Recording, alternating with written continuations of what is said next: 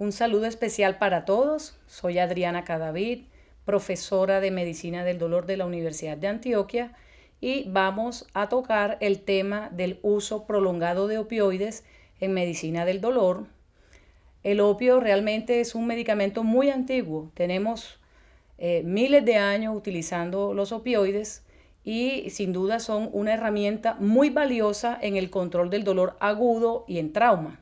Desde Hipócrates sabemos que se reconoció al opio o a los opioides como una herramienta muy importante en el control del dolor severo, y él ha progresado en la historia de la medicina. Paracelso lo llamó piedra de la inmortalidad.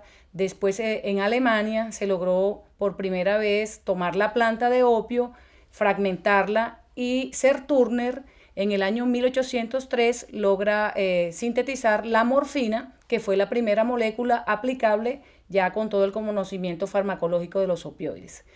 Entonces, como decía, quiero resaltar que los opioides son una piedra fundamental en el manejo del dolor agudo, severo, tanto en perioperatorio como en trauma.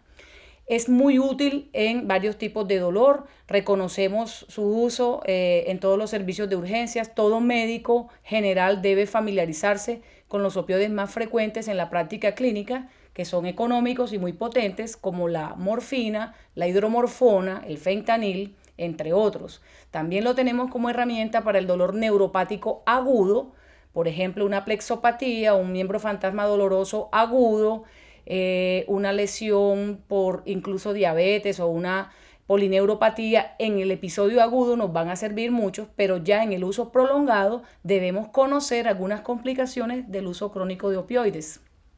Como les decía en el otro aparte, el doctor Jorge Gómez, deben ser parte de un plan multimodal y no deben ser utilizados como monoterapia.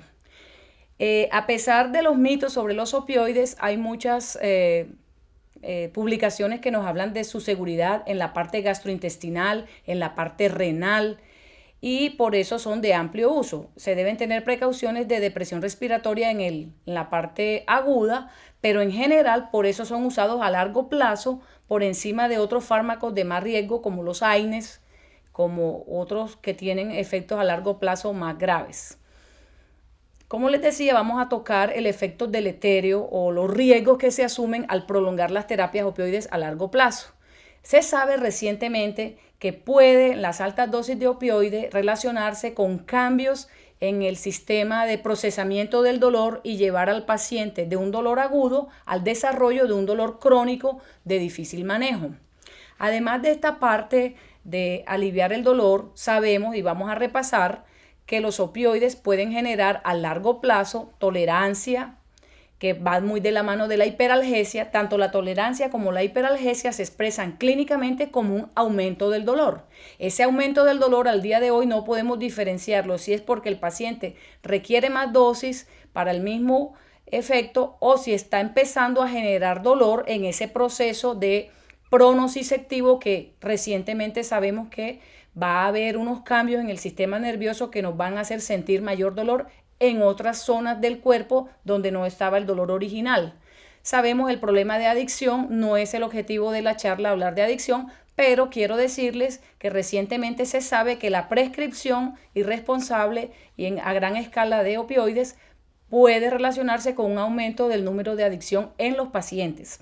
Inmunosupresión, sabemos, hipogonadismo, con un deterioro de la libido del paciente, y en el año 2014 se describió el síndrome opioide. La epidemia opioide es un término que está de moda y es un aumento exagerado de la prevalencia de complicaciones de los opioides, tales como las muertes, las hospitalizaciones por sobredosis, el aumento del dolor en el paciente, como resultado de una prescripción exagerada de los opioides en las clínicas, en los escenarios pues, de dolor a largo plazo. Antiguamente, desde el año 84, empezó como un acto desde el humanismo basado en el cuidado paliativo, en el alivio del dolor por cáncer, y se empezó entonces a subir la prescripción de opioides. Se pensaba que no generaba adicción, pero recientemente se sabe que la prescripción irresponsable o exagerada puede llevar al paciente a un patrón de abuso. Como les decía, aumento de muertes y de sobredosis por este abuso indiscriminado, accidentes de tránsito. Y esa epidemia opioide se ha descrito principalmente en Norteamérica y en Canadá. En Colombia, con el incremento de las clínicas de dolor, estamos en riesgo de caer en este fenómeno.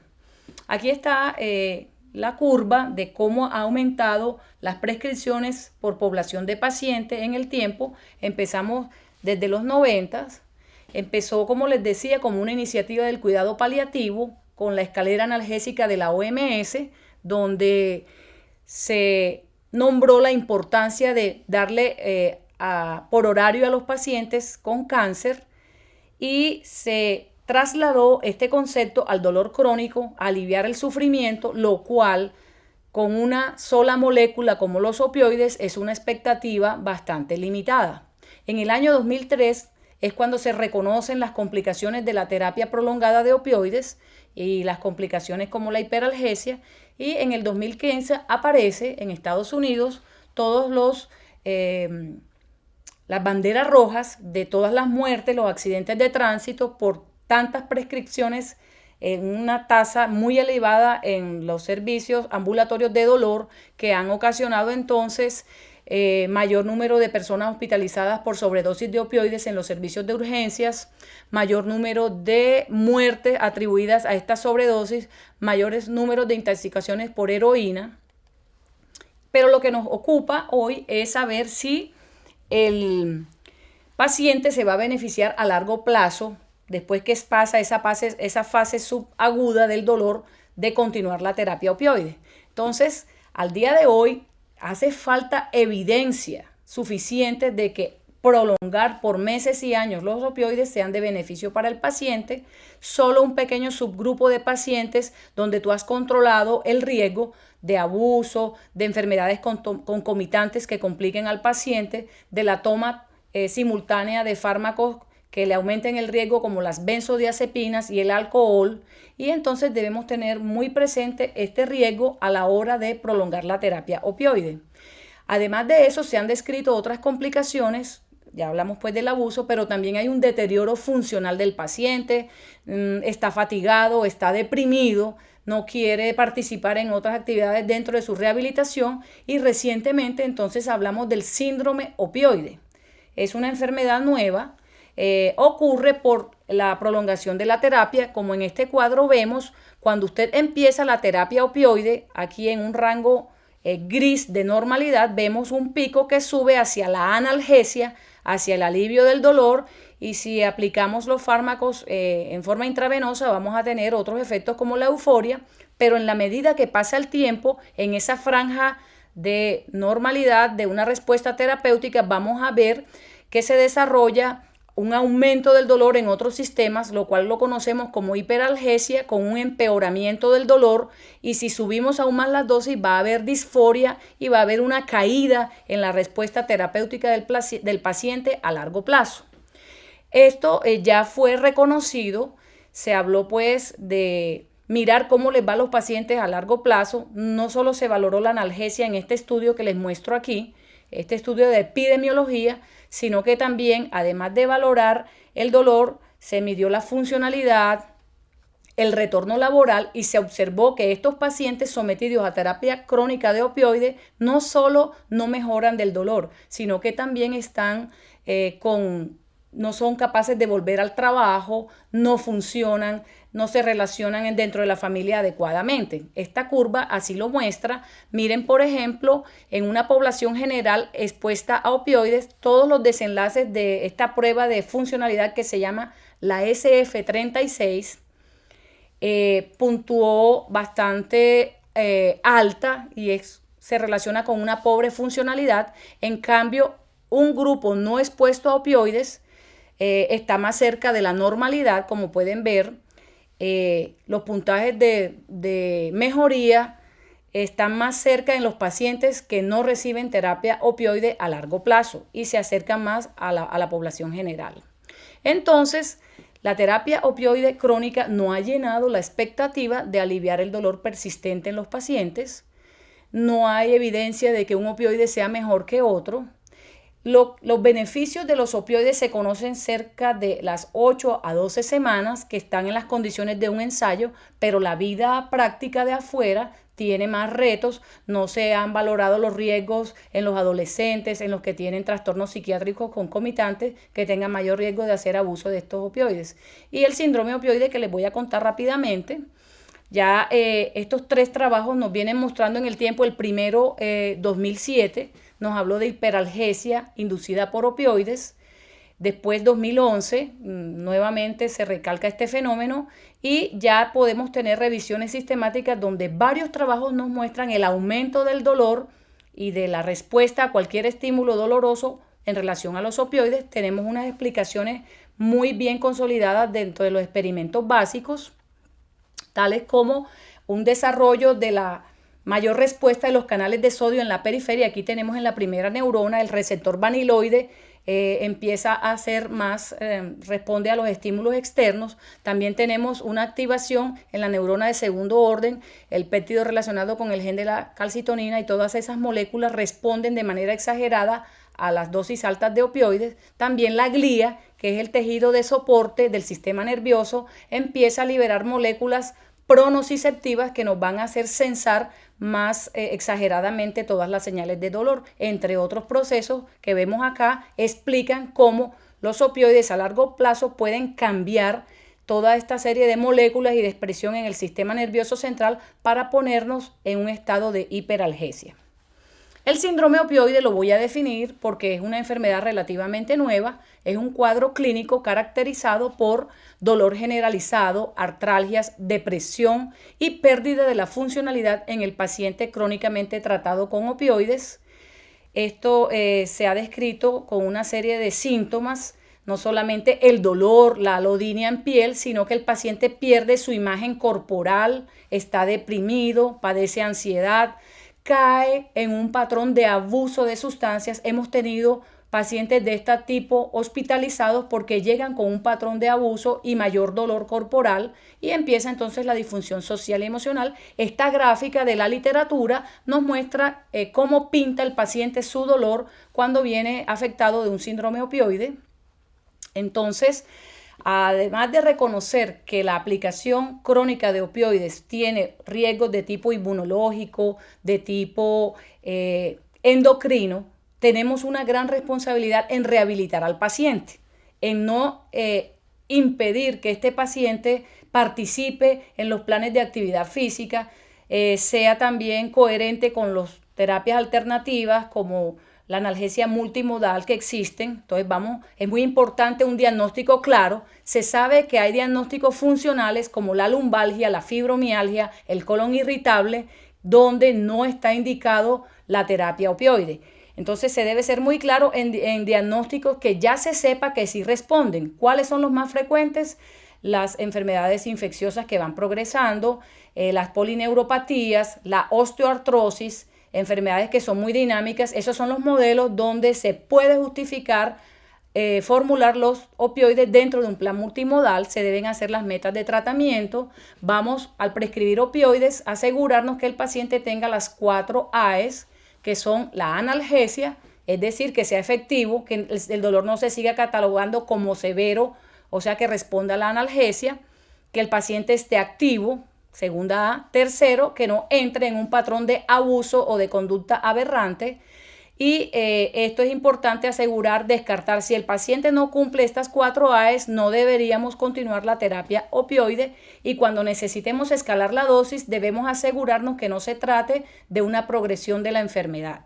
Entonces tenemos unas guías, las guías del CDC de Atlanta del año 2016, que nos dicen que debemos advertir un riesgo en una población especial como son los adolescentes, los pacientes que ya traen un antecedente de depresión, que traen un tratamiento psicotrópico o que tienen el antecedente de abuso de sustancias. En estos pacientes no deberíamos iniciar terapia opioide. ¿Qué alternativas tenemos? El resto de fármacos, como la lista de analgésicos antineurálgicos que existen. Vamos a hacer medidas de terapia física, de biofeedback, de distracción, de ejercicio, de mindfulness. tenemos algunas recomendaciones de guías muy sólidas como el CDC de Atlanta, donde nos dan unas pautas muy claras de cómo prescribir opioides si debemos continuar la terapia. La primera recomendación de este CDC del año 2016 es que debemos, en primer lugar, preferir la terapia no opioide y combinarla con un plan multimodal, tanto farmacológica como no farmacológica, la rehabilitación, la terapia de afrontamiento psicológico, el uso de antineurálgicos dentro de este plan farmacológico es muy importante. Debemos establecer unas metas de tratamiento para poder continuar el opioide. Debemos evitar adicionar opioide en pacientes que ya vienen consumiendo benzodiazepinas o agentes psicotrópicos o que abusan del alcohol, y evitar escalar dosis altas de opioides, típicamente no exceder 50 miligramos por día de equivalente a morfina en estos casos. Como les decía, tenemos otras herramientas, la parte educativa, no tener una expectativa demasiado alta acerca de una monoterapia con opioide. Vamos a hacer deporte adaptado a la funcionalidad de ese paciente y eso es independiente de la edad, apoyo psicológico y terapia intervencionista. Los bloqueos de todas las raíces espinales del sistema simpático están a disposición de estos pacientes. Tenemos unos consensos muy sólidos de cómo tratar el dolor neuropático multimodal, cuáles son las primeras líneas. En este caso tenemos los gabapentinoides y los tricíclicos con similar evidencia de eficacia. Vamos a escoger el uno o el otro basado principalmente en los efectos adversos. Aquí tenemos este consenso para escoger una terapia multimodal antineurálgica, que como sabemos es un caso muy frecuente de necesitar combinar diferentes fármacos para lograr un control del dolor. Pretender quitar el dolor no es una expectativa clara. Entonces el objetivo es que el paciente esté funcional y con un nivel de dolor leve que le permita dormir adecuadamente y hacer actividades de la vida diaria. Entonces, en conclusión, para manejar el dolor crónico debemos intentar una terapia multimodal, evitar la monoterapia con opioide, utilizar las dosis más bajas efectivas por un periodo de tiempo más corto. Si el paciente se va a prolongar porque sale del hospital con una amputación, con una plexopatía, debemos tratar de ir incrementando los otros fármacos y bajando y acortando el tiempo de exposición al opioide. Debemos monitorizar los factores de riesgo, tomar medidas como una reducción gradual del opioide en la medida en que podamos adicionar otras terapias y remitir al paciente a manejo especializado a las clínicas de manejo multimodal del dolor para evitar las complicaciones que hemos hablado del dolor crónico. Muchas gracias. Espero les haya sido de utilidad esta charla.